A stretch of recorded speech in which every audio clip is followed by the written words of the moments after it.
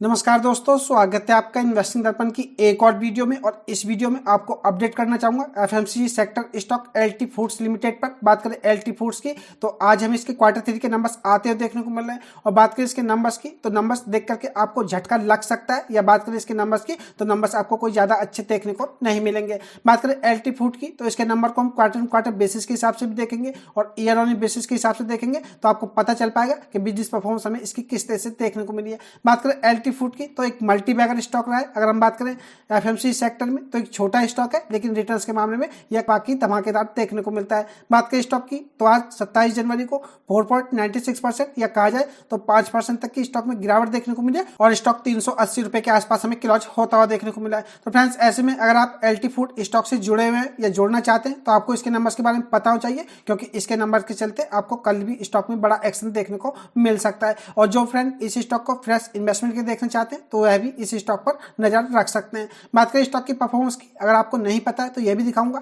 एक साल में अगर आप देखेंगे तो 90% के शानदार रिटर्न्स बना करके दे चुका है। फ्रेंड्स, बात करें हिंदुस्तान यूनिलीवर से तो इसको कंपेयर तो नहीं किया जा सकता, लेकिन हिंदुस्तान यूनिलीवर जिस तरह से एक बड़ा स्टॉक है, अगर आप उसकी एक साल की परफॉर्मेंस को देखेंगे तो आपको कोई रिटर्न नहीं देखने को मिलेंगे, यहाँ तक कि आपको नेगेटिव रिटर्न देखने को मिलेंगे। और बात करें एलटी फूड की तो यह स्टॉक 90% के रिटर्न्स बना करके दे चुका है। फ्रेंड्स, जस्ट मैं आपको इसलिए बता रहा हूँ कि हिंदुस्तान यूनिलीवर एफएमसीजी सेक्टर में एक बड़ी कंपनी है, लेकिन रिटर्न परफॉर्मेंस हमें एलटी फूड की इससे बेहतर देखने को मिलती है। तो आप किसी भी तरह से एलटी फूड का और हिंदुस्तान यूनिलीवर का कोई कंपेयर ना समझे, क्योंकि हिंदुस्तान यूनिलीवर एक बहुत बड़ी कंपनी है। बात करें 5 साल की तो 5 साल में आप देखेंगे तो 1348% के यह स्टॉक धमाकेदार रिटर्न्स बना करके दे चुका है। और आप देख सकते हैं यह स्टॉक आपको क्या कंसिस्टेंट तौर पर देखने को मिलेगा। तो फ्रेंड्स, ऐसे में बात करें एलटी फूड की तो एक अच्छा स्टॉक रहा है। अगर आप लॉन्ग टर्म का व्यू रखते हैं तो आप इस स्टॉक में इसके क्वार्टर 3 के नंबर्स के चलते नजर रख सकते हैं। बात करें स्टॉक के 52 वीक हाई की तो यह 451 रुपए के लेवल तक भी स्टॉक जाता हुआ देखने को मिल चुका है। तो ऐसे में आपके पास इस स्टॉक में इन्वेस्टमेंट का भी मौका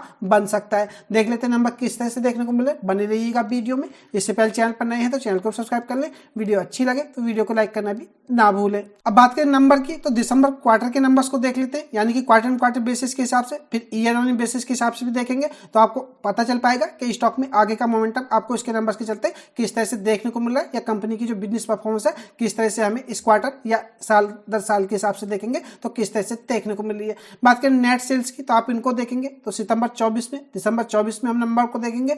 बात करें सितंबर 24 में तो इनकी जो नेट सेल्स थी 2107 या 108 करोड़ के आसपास देखने को मिलती थी, जो कि बढ़ करके 2274 या 75 करोड़ तक हमें जाती हुई देखने को मिल रही है। तो बात करें क्वार्टर बेसिस के हिसाब से तो 7.92% की आपको इनके सेल्स में जंप देखने को मिलेगी। बात करें ऑपरेटिंग प्रॉफिट की तो इनमें भी आपको जंप देखने को मिलेगी। 229.29 करोड़ से बढ़ करके 249.82 करोड़ रुपए हो गए, जिनमें की 8.95 या 9% तक की जंप आपको इनके ऑपरेटिंग प्रॉफिट में देखने को मिलेगी। बात करें इंटरेस्ट की तो कंपनी पर जो ब्याज का पैसा था या इंटरेस्ट थे वह हमें जरूर बढ़ते हुए देखने को मिल रहे हैं। बात करें सितंबर 24 में तो यह 19.58 करोड़ देखने को मिलते थे, जो कि बढ़ करके 23.65 करोड़ रुपए हो गए, जिनमें की 20.79% की आपको जंप देखने को मिलेगी। बात करें एक्सेप्शनल आइटम की तो आपको कोई देखने को नहीं मिलेगा।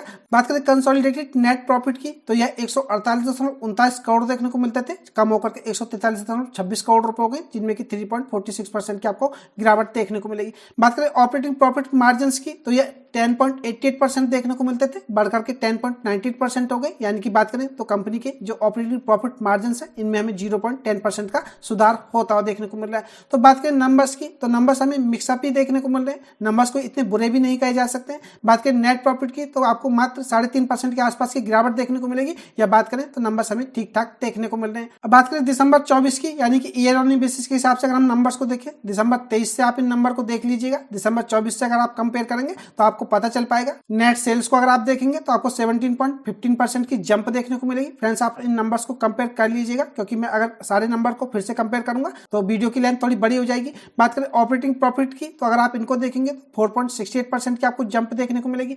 तो बात करें नेट सेल्स की और ऑपरेटिंग प्रॉफिट की तो यह हमें क्वार्टर बेसिस के हिसाब से भी और ईयर ऑन बेसिस के हिसाब से बढ़ते हुए देखने को मिल रहे हैं। बात करें इंटरेस्ट की तो ईयर ऑन बेसिस के हिसाब से भी हमें इनमें जंप देखने को मिल रही है। बात करें इनमें तो 27.84% कंपनी पर जो इंटरेस्ट का पैसा है वह हमें बढ़ता हुआ देखने को मिल रहा है। बात करें कंसोलिडेटेड नेट प्रॉफिट की तो ईयर ऑन बेसिस के हिसाब से आपको 5.24% की गिरावट देखने को मिलेगी। बात करें क्वार्टर एंड क्वार्टर बेसिस के हिसाब से तो 3.43% के आसपास हमें इनकी गिरावट देखने को मिल रही है। कंसोलिडेटेड नेट प्रॉफिट की बात करें और ईयर ऑन बेसिस की बात करें तो भी गिरावट देखने को मिल रही है। और बात करें ऑपरेटिंग प्रॉफिट मार्जिन की तो हमें ईयर ऑन बेसिस के हिसाब से 1.31% हमें गिरते हुए देखने को मिल रहे हैं। तो बात करें नंबर्स की तो नंबर्स हमें कोई ज्यादा अच्छे देखने को नहीं मिल रहे हैं। अगर हम ईयर ऑन बेसिस के हिसाब से बात करें तो फ्रेंड्स ऐसे में देखने वाली बात होगी, आज तो बाजार में गिरावट थी तो स्टॉक में भी 5% तक की गिरावट देखने को मिली है। तो इसके नंबर्स हमें बाजार बंद होने के बाद देखने को मिले हैं। तो देखने वाली बात होगी कि इसके नंबर्स के चलते स्टॉक पर आपको कैसा असर देखने को मिल सकता है। और प्लस एक चीज आपको यहाँ पे बताना चाहूंगा, बात करें एलटी फूड की, अगर आपको इसके नंबर कमजोर देखने को मिल रहे हैं तो इसका मतलब ये नहीं है कि स्टॉक खराब हो गया या यह कंपनी बर्बाद हो गई है। अगर आपको इस स्टॉक में इसके नंबर्स के चलते गिरावट देखने को मिले तो आप इस स्टॉक में थोड़ा थोड़ा खरीदना भी शुरू कर सकते हैं। बात करें लॉन्ग टर्म के पॉइंट ऑफ व्यू से तो एक शानदार स्टॉक है।